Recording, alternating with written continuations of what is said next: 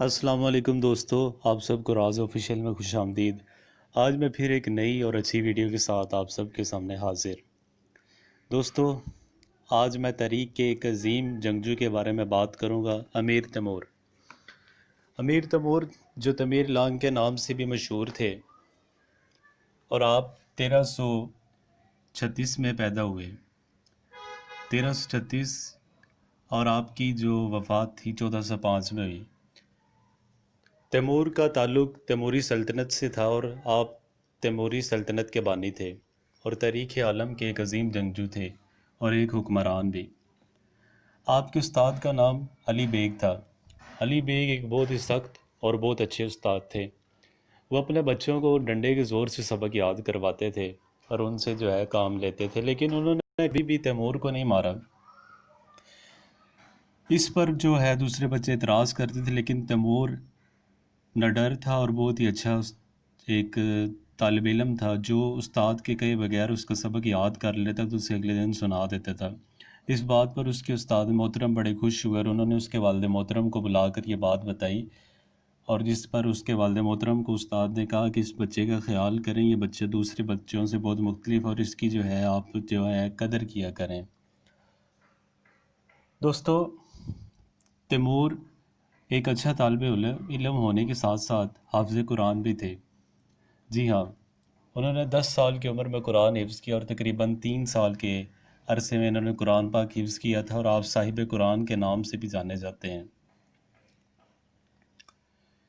Timur کا تعلق دوستو چنگیز خان کے خاندان سے تھا، جو کہ ایک ترک قبیلہ تھا،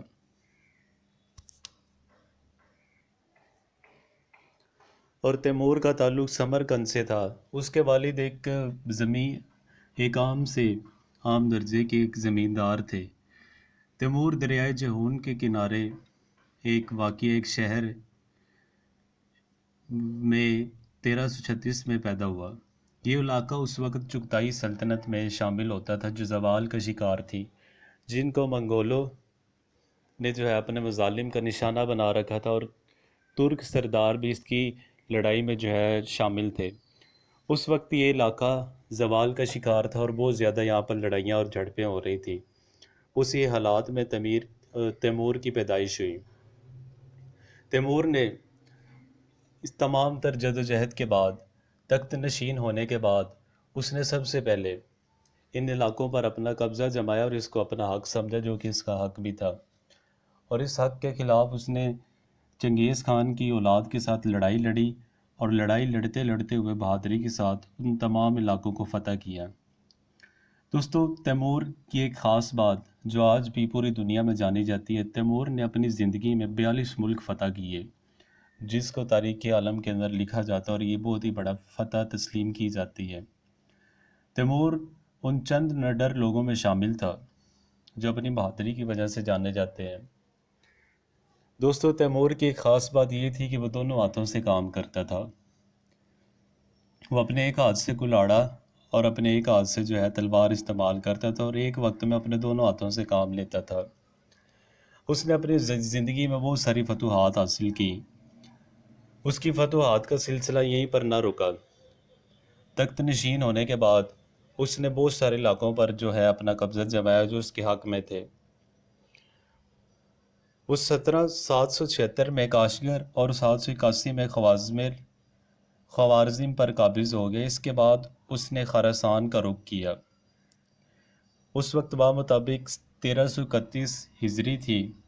1331 مطابق 783 ہجری میں جو ہے اس نے علاقوں پر قبضہ کیا۔ اس کے بعد اس نے 1398 میں امیر تیمور نے ہندوستان کو فتح کرنے کے ارادے سے روانہ ہوا۔ وہاں پر جا کر اس نے دلی پر حملہ کیا اور وہاں پر قتل عام کیا۔ اس کے مطابق کہا جاتا ہے کہ